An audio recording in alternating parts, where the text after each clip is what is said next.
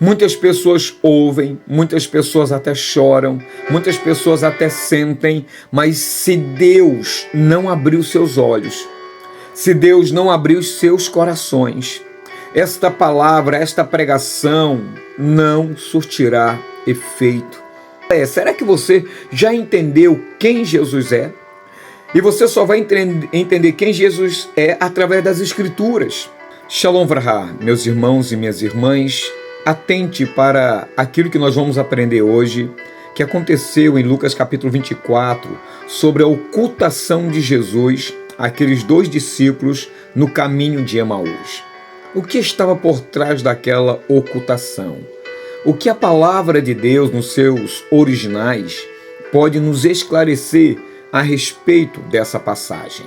Então convido você a me acompanhar aqui no meu rascunho, para que nós possamos ter um desenvolvimento linear e também sadio para que você possa entender o que ali estava escrito. Quando a gente lê a história de Emaús em Lucas capítulo 24, nós somos tentados a pensar que os dois discípulos simplesmente não reconheceram Jesus porque estavam tristes, estavam desolados, cansados e com a cabeça em outro lugar. Estavam com a cabeça a mil, afinal de contas, o seu mestre tinha sido morto, tinha sido sepultado, e já se fazia 3 dias, e agora eles estavam preocupados com isso. Mas muito mais do que essa preocupação, o texto, e Lucas vai usar verbos que vai nos esclarecer coisas fantásticas, lindas. Vamos continuar. Mas o grego, no seu original, mostra que a cena é bem mais intencional do que nós imaginamos. Na verdade, Lucas capricha nos verbos para deixar bem claro o seguinte: não foi um lapso de atenção.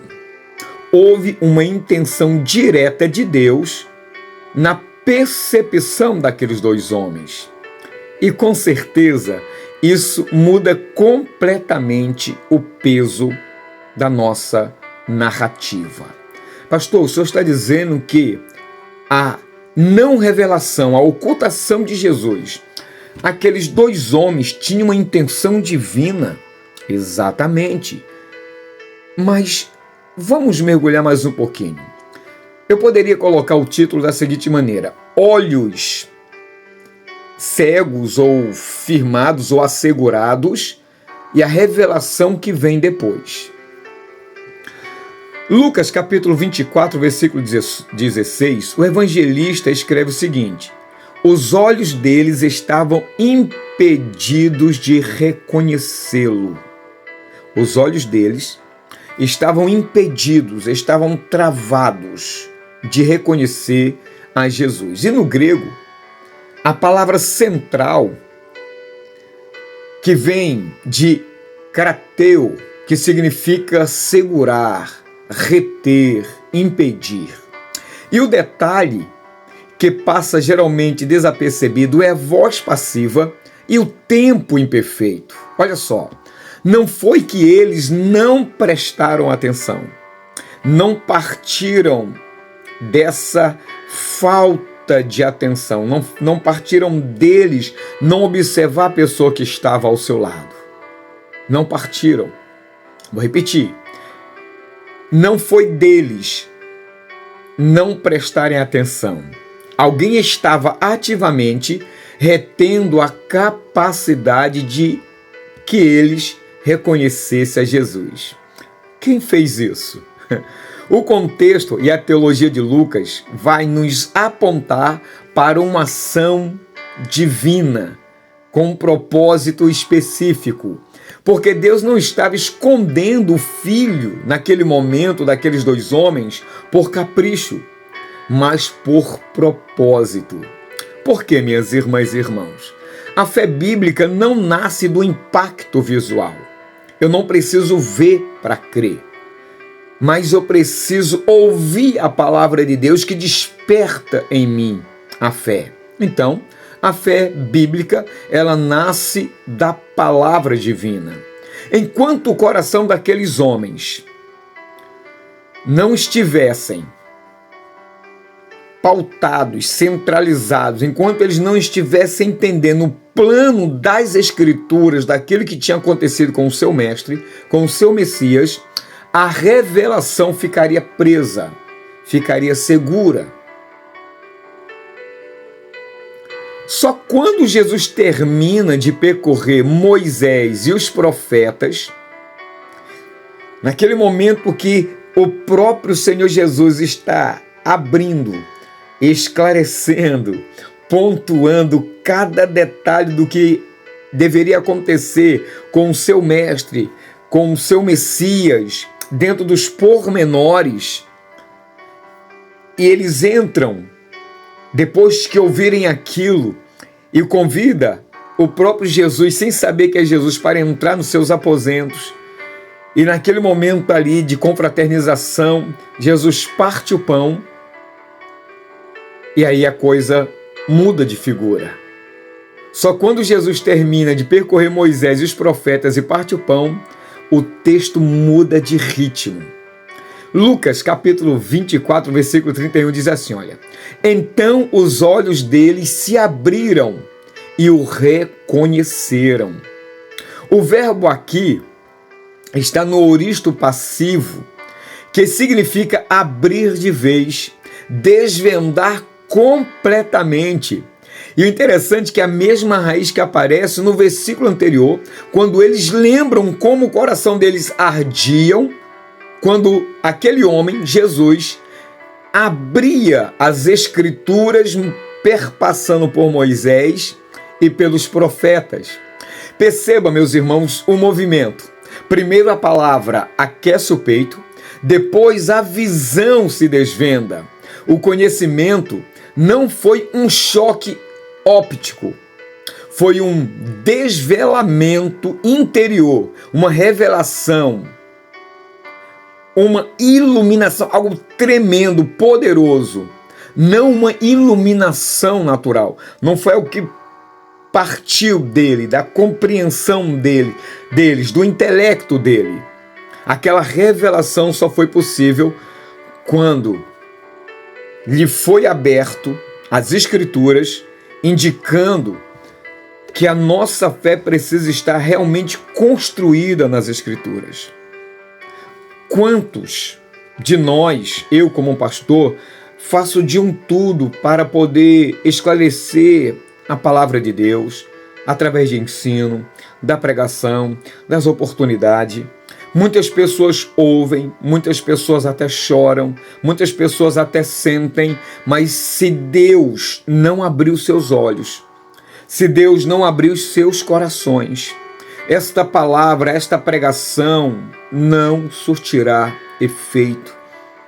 Aqueles homens foram iluminados porque a fé deles precisavam estar construída nas Sagradas Escrituras, que revelavam quem de fato Jesus era.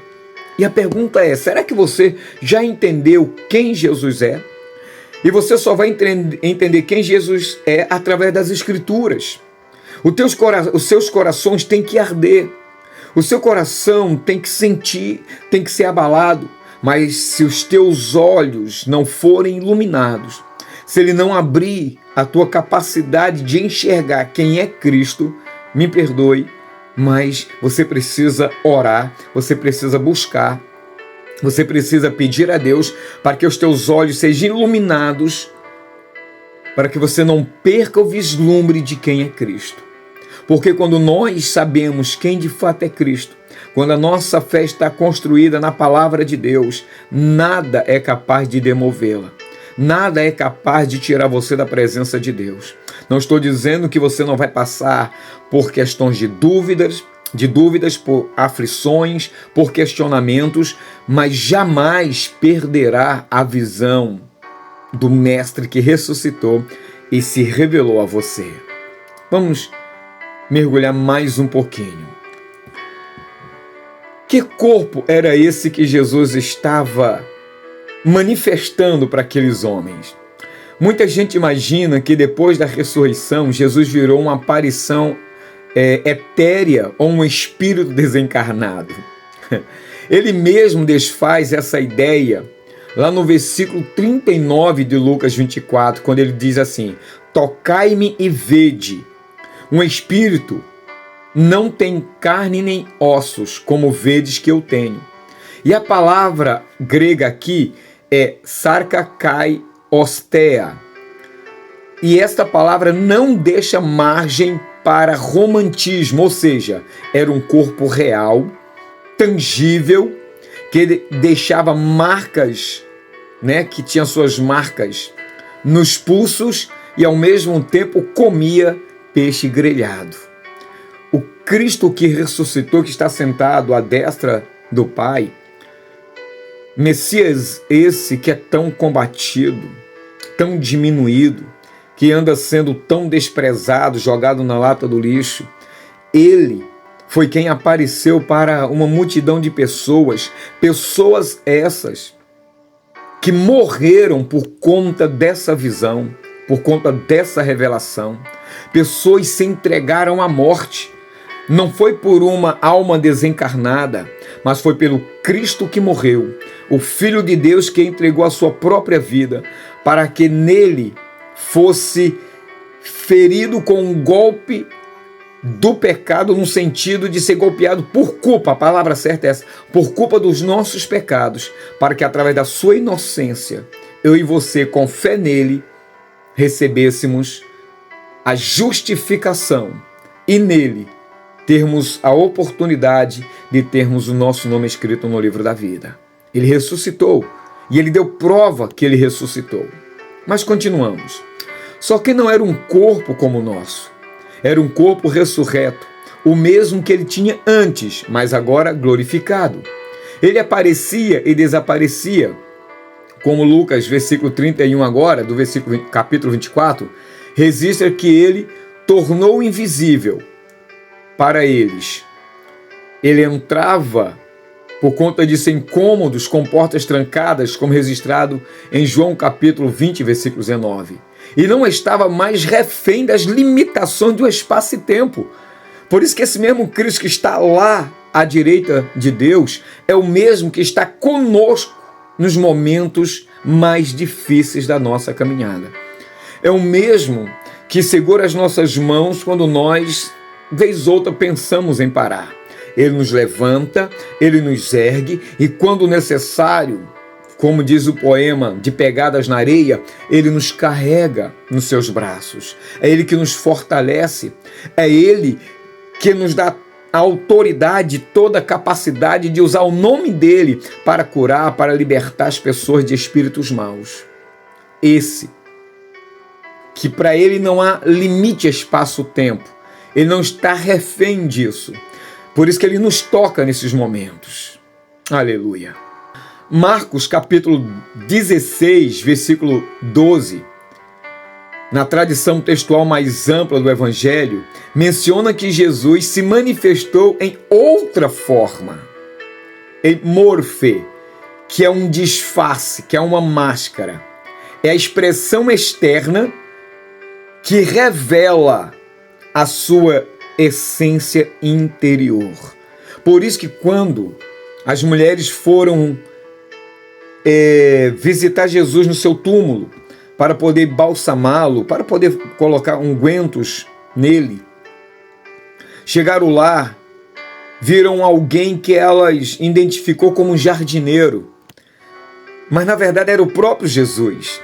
Só que aquilo que era aparente, aquilo que elas conheciam de forma exterior, agora estava revelado o interior de Jesus.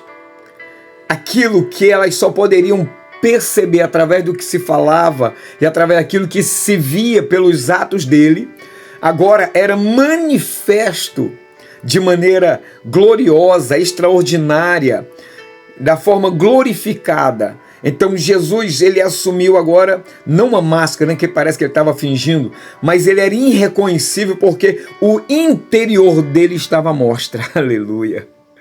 Era aquilo que se apresentava, que era desconhecida de forma visível, mas sim era conhecida na forma do som da voz, do trejeito da voz, sabe, das pausas, de como ele tratava, a linguagem de tratamento era conhecida. Por isso, quando ela falou assim, quando Jesus falou com ela, de uma maneira tão exemplar, tão maravilhosa, tão magnífica, tão gigantesca, ela reconheceu que era o seu mestre. Rabone, disse ela, meu mestre querido.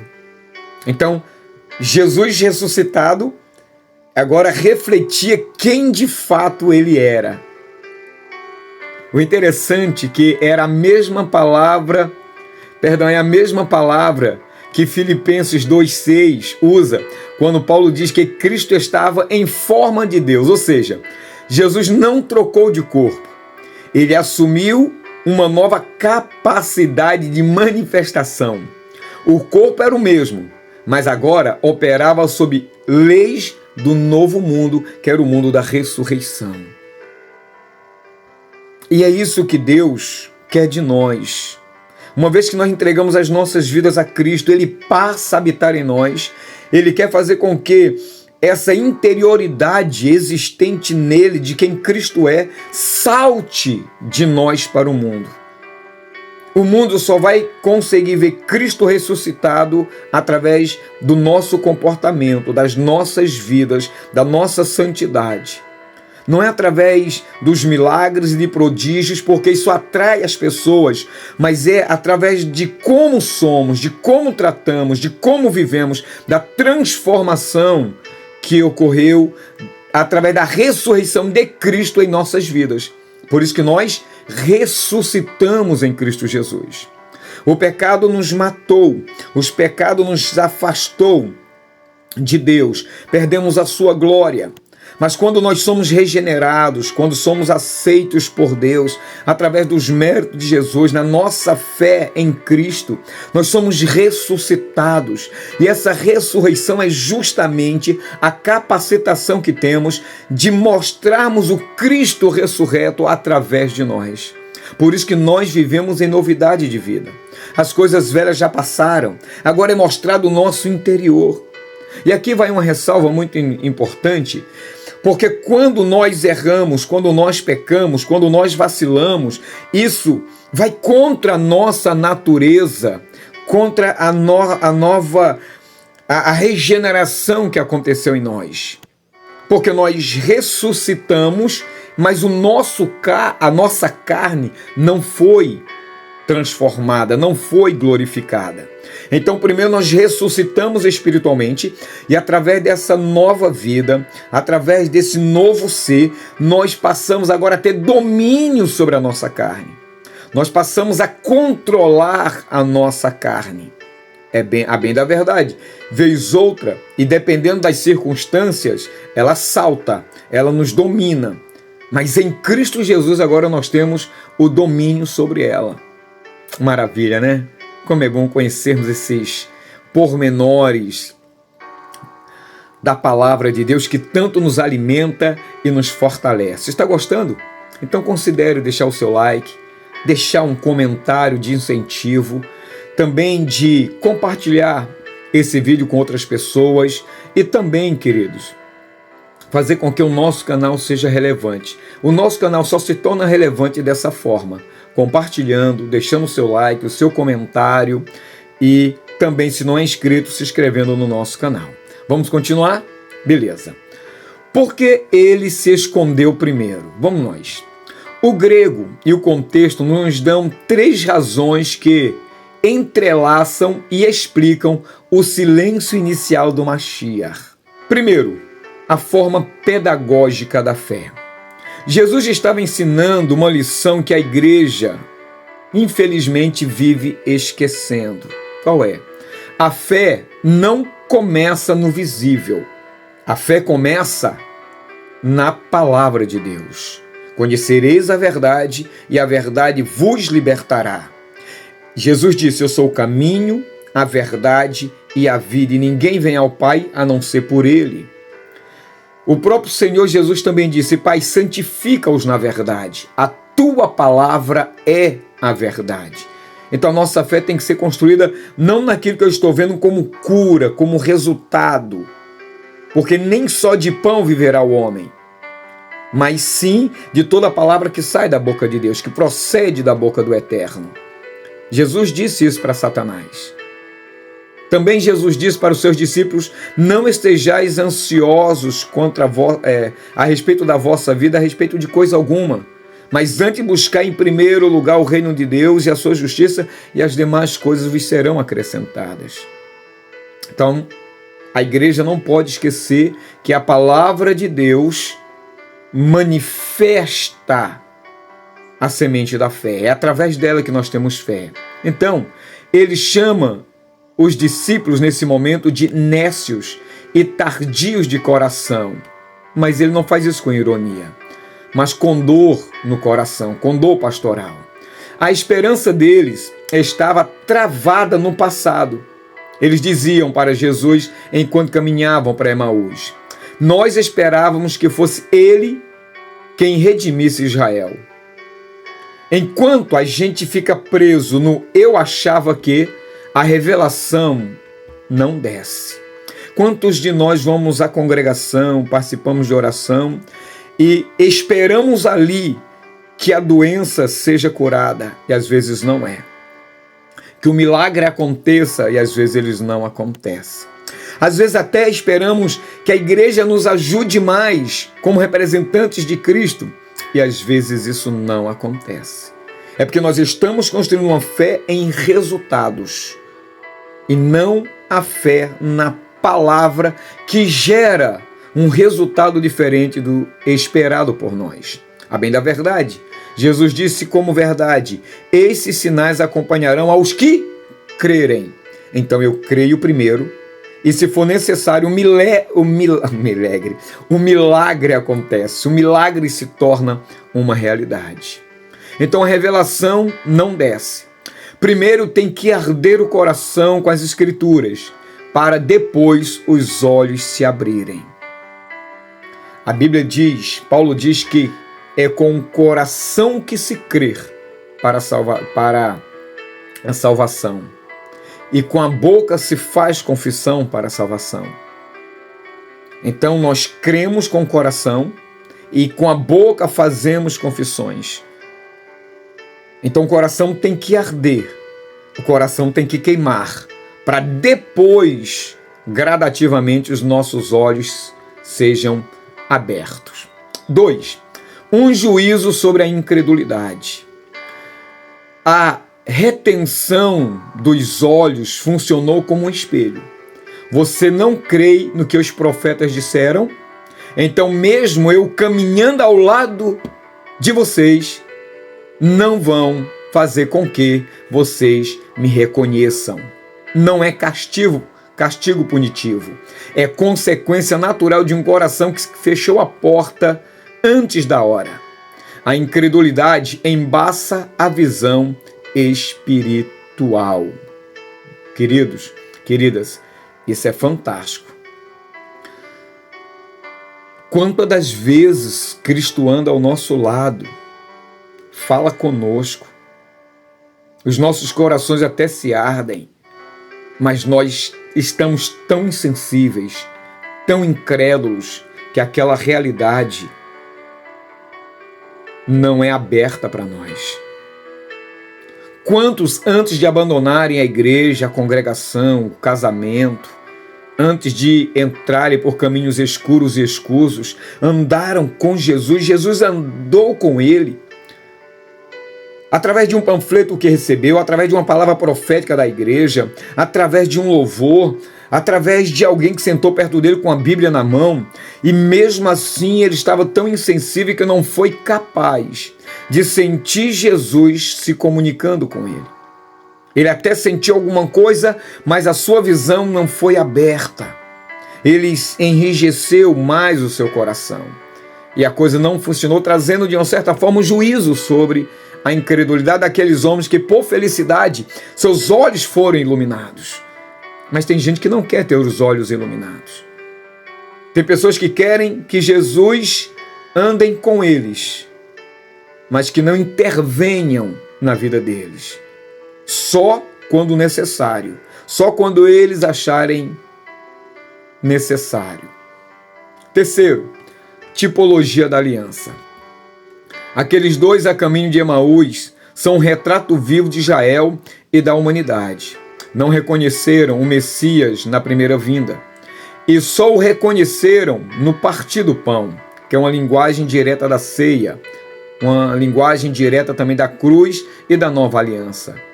É ali, no gesto que aponta para a morte e ressurreição, que a névoa se dissipa.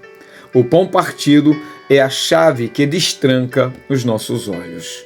Mas tem muita gente comendo desse pão, bebendo desse cálice, mas infelizmente não estão comendo o corpo e não estão bebendo o sangue do Messias.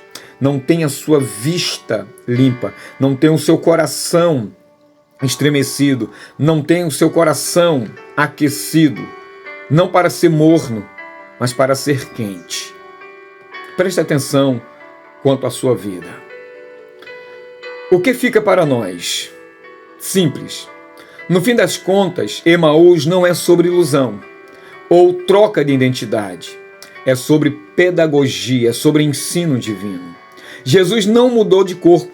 Ele velou, ou seja, ele ocultou temporariamente a glória desse corpo até que a palavra de Deus fizesse o seu trabalho.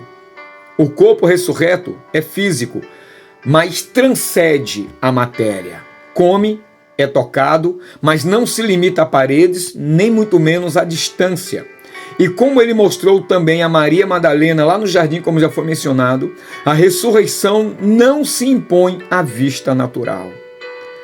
Ela se entrega a quem ouve a palavra e responde ao chamado. Deus, e nem muito menos Cristo, é uma marionete. Não é o gênio da nossa lâmpada para fazer e cumprir os nossos desejos. Ele é aquele que nos salva. Ele é aquele que derramou seu sangue carmesim para nos purificar de todo pecado. Ele é a promessa cumprida de Deus de salvação para toda a humanidade. Então, talvez nesse momento eu estou com você nesse caminho de Emaús. Mas o que vai fazer a diferença é como eu vou ver quem fala comigo e como eu vou reagir de acordo com aquilo que a palavra de Deus está me direcionando, me indicando. E você precisa fazer a sua parte. A estrada de Emaús nos lembra que Deus muitas vezes caminha ao nosso lado quando a gente mais duvida dele. Só que ele não se revela para impressionar. Ele se revela para ensinar. E quando a gente finalmente entende que as Escrituras falavam dele o tempo todo, os olhos se abrem e a mesa vira lugar de encontro. Para onde você está caminhando? Quantas vezes Deus terá que falar com você através da igreja, através de uma pregação do rádio, através de uma reflexão, através de alguém que te deu um panfleto? Até quando iremos endurecer os corações? Até quando você vai continuar caminhando para Emaús com a tua cabeça cheia? Ou o que está provocando a sua cegueira espiritual? Será a incredulidade? Porque a Bíblia diz também que o diabo cegou o entendimento dos incrédulos para que não lhe resplandeçam a luz de Cristo, a luz do Evangelho. Quem está te guiando? Com quem você está andando? Esse caminho que você está seguindo, ele vai te levar para a vida ou a possibilidade dele é de destruição? Há um caminho que para mim você pode ser de vida, mas o final dele pode ser trágico, pode ser destruidor, pode ser maligno. Então aprenda com essa mensagem. É hora de voltar para Cristo se você está distante. Ou é hora de você renovar a sua fé, porque Deus está falando com você de uma maneira extraordinária. No caminho de Emaús, pode indicar vários caminhos que você está seguindo nesse momento. Talvez você esteja desistindo de uma bênção que Deus te deu, porque a pressão é tanta que na tua caminhada você não está conseguindo ouvir a voz do pastor, o conselho dos sábios, você não está sendo dirigido pelo Espírito Santo, você está sendo dirigido pelo que sente, pelo mover do momento, e achando às vezes que é Deus que está falando com você, e você vai cometer um erro se fizer algo que vai contra a vontade de Deus. Fique com essa palavra, Deus te abençoe. Compartilhe, deixe o seu comentário e até a próxima, se Deus assim nos permitir. Se inscreve no nosso canal, tá bom? Shalom, vrahá, paz e bênção.